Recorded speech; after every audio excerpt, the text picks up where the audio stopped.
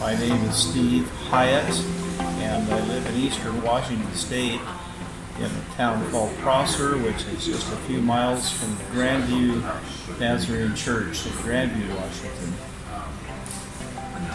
How many trips have you made to Thailand now? I've actually lost count a little bit, but I think it's been 5, maybe 6 trips. So, okay, that's quite a few trips. What got you started? Why come to Thailand?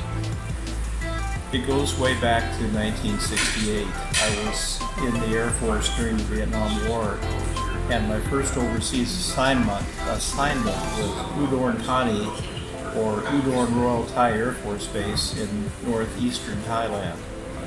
I was 20 years old, and looking back on that experience, I was all about myself. I didn't have a relationship with Jesus. I believed in God. I was at that point in my life, but I had kind of a rejection of Christianity due to Christian behaviors within my family, which were very unloving. So at that time, I was all about myself and partying and having a good time in Thailand. Then we come to 2004, and I'm married with children, and I've had a tremendous experience in my Christian life, and I've learned that Christianity is about having a relationship with Jesus. And we had a Christian singer friend named Bobby Michaels who invited us to come to Cambodia with him. And so we spent 2 weeks in the experience of learning about true poverty in the 1040 window in Cambodia. And we had a life-changing experience. And the following year, I asked my wife Carol, I said, where should we go next?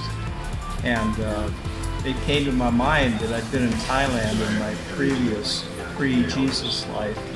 And I had some experiences during that pre-Jesus life that were fairly negative, and I thought, I owe something to Thailand. I need to go back and be a servant over here. So when we talked about coming back to Asia, my first thought was Bangkok, and calling Mike McCarty, who was over here at the time as area superintendent, and got in touch with him, and he said Carol and I could work at the Maytang Children's School for a couple of weeks, doing painting and cleaning and whatever needed to be done. And we did that, and during that time we fell in love with Thailand. We loved the Thai people, we loved the Thai smile, but at the same time we see the need for Jesus here, the idol worship, other things that are far, far from goodness, that we learn more about the sex trafficking that occurs, and just a need for having a loving God in their lives. And also, we see the growth of the church here. We had our first overseas church experiences in Thailand, and it seems very simplistic to think that I learned that the church people in Thailand, they sing the same songs we sing. They read from the same Bible we read from, and we have a brotherhood and sisterhood with the people of Thailand. And that brings us back. We enjoy it here and hope to come as many times as we can before we're too old to get on an airplane. How many teams have you brought over, work and witness teams? Carol, what do you think? About 5. I think this is our 5th one. What types of things have your teams done? We built a church in a remote area north of Maytang. It was the first solid construction building in the village. Everybody in the village was living in bamboo huts, and they were considered nomadic. So we built them a church just up the dirt road from a Muslim mosque, I guess, that we never did see, but we heard that people now have to travel past the church in order to get to their mosque.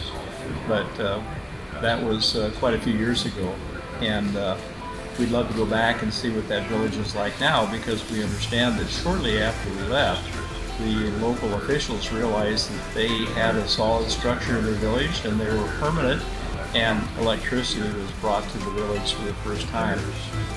And then we did a house at the Maytang School for the, I guess I'm not sure what the title was, school superintendent, so to speak. And Carol, did we build anything else at Maytang? It seems like we did two buildings there. But it's, everything muddies together after, well, it's been about 14 years since we started. How have you seen Work and Witness teams benefit your church? The attitude I have actually comes from, these Bible verses that talk about, especially, blessed are the feet of him that bring good news. And I think that there is a need for people within congregations to get out of the box and get into other areas of the world, and especially people that are in their teens, early 20s, to see how the world works internationally. And we've had enough people come on Work and Witness trips that if people could, they would come again. Not always are they physically or monetarily able to do it, but we have a Work and Witness mentality at our church that says now, well, maybe I can't go, but here's a check. I'm going to write you a check, and we have somebody on our team that can't afford to go, and we've had scholarships, and we have this recognition that we are an international denomination, more so, and more people we have coming into our church that would consider a Work and Witness trip, the better off our church would be. So will you return to Thailand again? God willing. All right.